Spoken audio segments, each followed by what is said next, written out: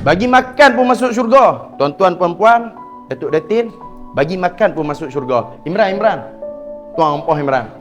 Nah, saya cerita nah, bagi makan pun masuk syurga. Jadi tuan-tuan yang tengok video ni, saya nak maklum nah, anak-anak Pondok Rehabil Abadah, kita kat rumah makan penuh meja. Kalau anak-anak kita kat rumah, kita tolong masak. Tapi kat sini mereka berdikari, bergotong royong masak, juadah berbuka puasa. Jadi jangan lepaskan peluang. Sertai kami bersama di Pondok Rehabil Abadah untuk sama-sama kita membantu anak-anak Pondok Rehabil Abadah, masyarakat di sekitar pondok kita, supaya boleh merasai apa yang kita merasai di rumah.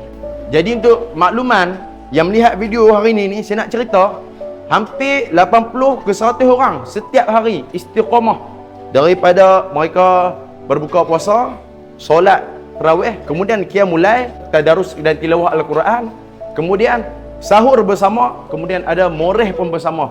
Jadi jangan lepaskan peluang tuan-tuan perempuan. 80 orang ke 100 orang kita jamu hari-hari ni. Sedekah paling utama apabila ditanya oleh Sayyidina Anas kepada Rasulullah sallallahu alaihi wasallam adalah sedekah, kata baginda Nabi, sedekah pada bulan Ramadan. Jadi tunggu apa lagi? Bulan Ramadan dah nak sampai dah. Jom sama-sama kita bersedekah dengan menyertai pakej infak Ramadan yang akan disediakan oleh Pondok Rehabil Abadah. Tengok kat bawah ni apa pilih pakej. Apa berebut sebab terhad, saya cerita terhad.